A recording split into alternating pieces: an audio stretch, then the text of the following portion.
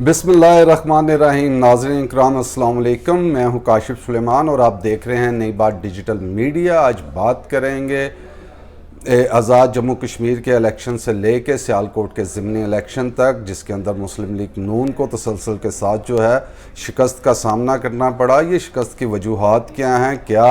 मुस्लिम league नून का बयानिया पिट रहा है? क्या मुस्लिम लीग नून के अंदर जो इख्तलाफात हैं वो वजह है, या जिस तरह मुस्लिम लीग नून के रहनुमा धांधली के हवाले से कह रहे हैं तो कोई धांधली इसकी वजह बनी? तो आगाज़ करते हैं आज़ाद जम्मू कश्मीर के इलेक्शन से, जहाँ पे मुस्लिम लीग नून की मरीम नवाज़ जो थी उन्होंने सोलो फ़्लाइट की, मुतासर कुन जलसे किए,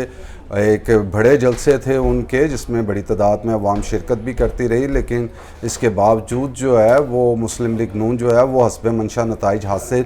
ना कर सकी। 2016 के इंतखाबात के अंदर मुस्लिम लीग नून ने 33 नशिस्तें हासिल की थी, उसके मुकाबले में ये 2021 के इलेक्शन के अंदर मुस्लिम लीग नून सिर्फ 6 नशिस्तें हासिल कर पाई। और इस हवाले से जो मुस्लिम लीग नून के हल्के हैं वो ये बात भी कर रहे हैं कि लाहौर के अंदर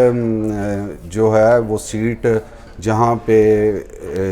कायद हैं उनके सदर मुस्लिम लीग नून के, उनके शहर से वो सीट हासिल ना कर सके। इसी तरह सेक्रेटरी जनरल के शहर नारोवाल से ना सीट हासिल कर सके, सियालकोट में ख्वाजा आसिफ के होते सीट हासिल ना कर सके। तो क्या ये कोई रिफ्ट वजह बनी है? तो ऐसा नहीं है। जो सियासी मैदान होता है वो सियासी वर्कर कैसे खाली छोड़ सकता है, और उनके लिए तो असल मैदान ही सियासत है। तो जिन लोगों ने मरीम नवाज़ को सोलो फ़्लाइट की इजाज़त दी, उन्होंने इन रहनुमाओं से कहा कि वो इस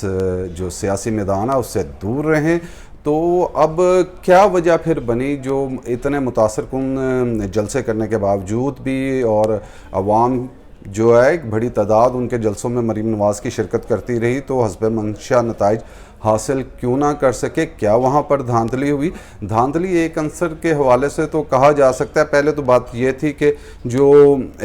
आज़ाद जम्मू व कश्मीर की आवाम है वो वहाँ पर ख़ास तौर पर ना किसी बयानी की शिकस्त हुई है, ना किसी बयानी की जीत हुई है। आज़ाद जम्मू कश्मीर के लोग, उनकी रवायत रही है कि वफाक में जिसकी हुकूमत होती है वो उनके साथ होते हैं, ताकि जो फ़ंड्स रिलीज़ होने होते हैं, उनके काम होते हैं, उनके अंदर उनको आसानी रहे। तो जब मुस्लिम लीग नून की हुकूमत थी तो वहाँ PTI की सिर्फ 2 नशिस्तें थी, और अब PTI की हुकूमत है तो उनकी नशिस्तें वहाँ पर हैं, और मुस्लिम लीग नून की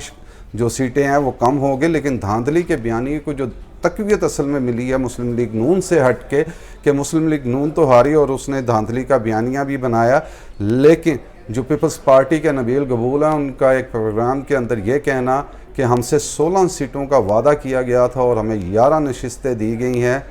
और जब उनसे ये पूछा गया कि ये 11 नशिस्तें किन्होंने दी हैं, तो उन्होंने कहा वोटर्स ने दिए हैं। वो पुराने खिलाड़ी हैं, बात को उन्होंने कवर करने की कोशिश की, लेकिन वोटर्स तो ये बात किसी भी सियासी जमात को नहीं बता सकते कि वो इंतखाबात के अंदर कितनी सीटें हासिल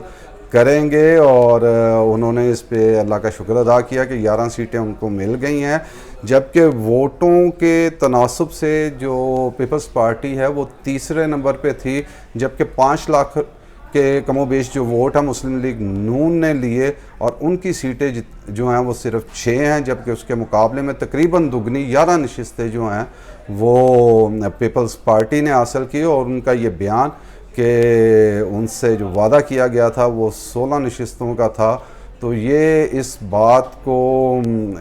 ज़ाहिर करता है कि कहीं ना कहीं जो चीज़ें हैं वो मैनिपुलेट होती हैं और की गई हैं, जिसके बाद इस तरह के इंतखाबी नताइज जो हैं वो आज़ाद जम्मू व कश्मीर में आए हैं। मरीम नवाज़ ने अगर सोलो फ़्लाइट की तो जहां उसका क्रेडिट अगर कामयाब होते तो मरीम नवाज़ को जाना था, वहाँ इसका डिस्क्रेडिट भी उनको है कि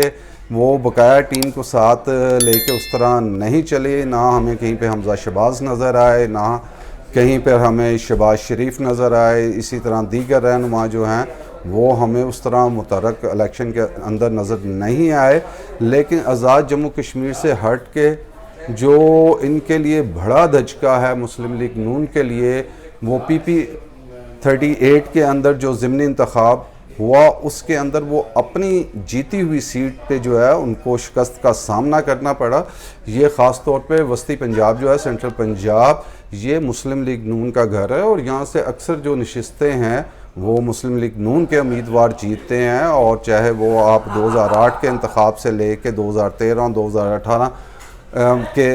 انتخابات کا جائزہ لیں تو آپ کو پتہ لگے گا کہ یہاں پہ جتنے لوگ جیتے ان کی اکثریت جو تھی وہ مسلم لیگ نون کی تھی. تو پھر کیا وجہ ہوئی کہ جو سیٹ خوش اختر سبحانی جو مسلم لیگ نون کے رکن اسمبلی تھے ان کے وفات کے بعد خالی ہوئی، اور جو تحریک انصاف نے جیت لی ہے. کم و بیش 6000 سے زائد ووٹوں سے انہوں نے یہ نشست جو ہے وہ مسلم لیگ نون سے چھین لی ہے. یہاں پہ کیا وجہ بنی؟ یہاں پہ جب ان کے اپنے لوگ تھے ماضی میں جو پی ٹی آئی کی حکومت کے بعد ضمنی انتخاب ہوئے، وہ خوشاب کا ہو، نوشہرہ کے اندر ہو، کراچی کے اندر ہو، ڈسکا کا الیکشن ہو، تو مسلسل جو ہے اپوزیشن کی جماعتیں کامیاب ہو رہی تھیں، اور وہ ایک بیانیہ بنا رہے تھے کہ جو تحریک انصاف کی حکومت ہے وہ ناکام ہو چکی ہے، اور سلیکٹرز کو جو ہے اور سلیکٹڈ کو جو ہے عوام نے ریجیکٹ کر دیا ہے. لیکن یہ جو ضمنی انتخاب کے اندر کامیابی حاصل کی ہے اس نے اس بیانیے کی بھی نفی کی ہے. اور اس کے ساتھ یہ دیکھیں کہ جو مسلم لیگ نون نے امیدوار کھڑا کیا تھا طارق سبحانی، اس کے مقابلے میں جو احسن سلیم نے الیکشن میں حصہ لیا وہ کورنگ کینڈیڈیٹ تھے، اور لیکن ان کو ایک ایج یہ حاصل تھا کہ مسلم لیگ کاف کے جو پنجاب کے سینئر نائب صدر ہیں سلیم بریار، ان کے وہ صاحبزادے ہیں، اور جو وزیر اعلیٰ پنجاب سردار عثمان بزدار کے پرنسپل سیکرٹری ٹی کے طاہر خورشید، ان کے وہ داماد ہیں، اور حلقے کے اندر وہ ایک اپنی شناخت بھی رکھتے ہیں، اپنا ووٹ بھی رکھتے ہیں. اور سب سے بڑی بات کہ جو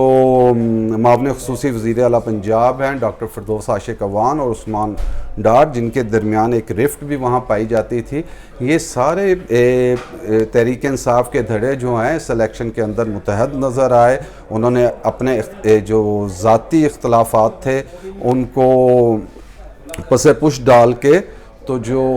تحریک انصاف کا کاز ہے اس کو لے کے وہ آگے چلے، ناراض لوگوں کو ساتھ لیا اور مل کے یہ الیکشن لڑا، جس کی وجہ سے انہوں نے مسلم لیگ نون کو ایک بڑے مارجن کے ساتھ شکست دی. یہی وجہ ہے کہ معاون خصوصی جو ہے ڈاکٹر فردوس عاشق اعوان، انہوں نے اس جیت کے بعد کہا بھی کہ مریم نواز جو ہیں وہ آر پار کی بات کرتی ہوتی تھی، تو انہوں نے اس حوالے سے جو بات کی، انہوں نے کہا آر کریں گے، پار کریں گے، شیر کے ٹوٹے چار کریں گے. تو انہوں نے اس جو خوشی کا جشن ہے وہ تحریک انصاف نے بھرپور طریقے سے منایا. یہاں پہ ہمیں یہ دیکھنا ہوگا کہ جو اب بیانیہ ہے مسلم لیگ نون کا وہ کیا ہے. اس حوالے سے کارکن ووٹرز ہی نہیں بلکہ ان کے رہنما بھی پریشان ہیں کہ ہم کس بیانیے کو لے کے چل رہے ہیں. ایک طرف مفاہمت کا بیانیہ ہے، ایک طرف جارحانہ بیانیہ ہے. چاہے اس کو آزاد جموں کشمیر کے الیکشن کے اندر مریم نواز نے کور بھی کیا، اور انہوں نے کہا کہ جو میاں نواز شریف نے بات کی وہ اداروں کے حوالے سے نہیں تھی، صرف چند شخصیات کے حوالے سے تھی، چند کرداروں کے حوالے سے تھی. ہم اداروں کا احترام کرتے ہیں، ادارے کسی کی جگیر نہیں، یہ میرے اور آپ کے ادارے ہیں. تو انہوں نے اس بات کو تو کلیئر کیا کہ اداروں کے ساتھ ان کی کوئی رفت نہیں ہے، لیکن کچھ کردار ہیں جن کے ساتھ ان کی رفت ہے. لیکن اس کے مقابلے میں اگر ہم شہباز شریف کو دیکھتے ہیں تو وہ دوہری مشکلات کا شکار ہیں. ایک مشکل تو ان کی یہ ہے کہ وہ یہاں سے کوئی چیز پلان کرتے ہیں، کسی کو مناتے ہیں اور لندن تک لے کے جاتے ہیں تو لندن سے منع کر دیا جاتا ہے، اور جو ہدایات ان کو لندن سے ملتی ہیں تو اس کو یہاں پہ جو لوگ موجود ہیں وہ ماننے سے انکار کر دیتے ہیں. تو ایک وقت آیا کہ شہباز شریف کو بھی کہنا پڑ گیا کہ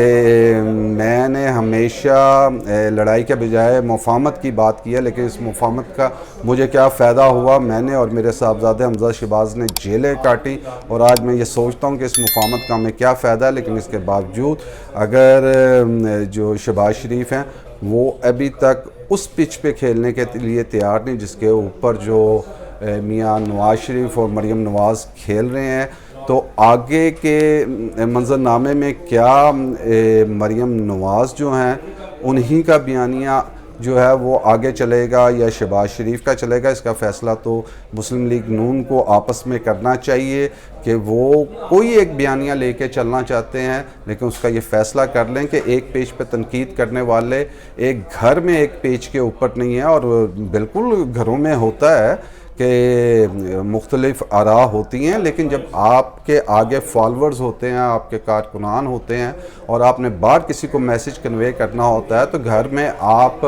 اپنے ڈیلاگز کے بعد اور مشاورت کے بعد ایک کوئی فیصلہ کرتے ہیں جو باہر آپ اپنے فالورز کو بتاتے ہیں۔ تو مسلم لیگ نون میں ابھی تک یہ کمی دیکھنے میں آئی کہ وہ کوئی ایک بیانیہ جو ہے وہ اپنے ووٹرز، سپورٹرز، کارکنان کو نہیں دے پائے۔ یہی وجہ ہے کہ ان کے رہنما بھی اس حوالے سے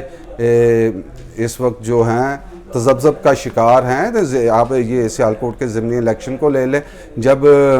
رانا ثناء اللہ سے اس حوالے سے پوچھا گیا کہ شکست کی کیا وجہ ہے تو انہوں نے کہا دھاندلی ہوئی ہے۔ وہاں پہ ہم نے ایسے لوگوں کو پکڑا ہے جن کے پاس 100 ووٹوں کی جو ہے وہ بک تھی، جبکہ ملک احمد خان سے یہی سوال پوچھا گیا ایک پروگرام کے اندر تو انہوں نے کہا میرے پاس ذاتی طور پہ ایسے کوئی شواہد نہیں ہے کہ وہاں پہ کوئی دھاندلی ہوئی ہے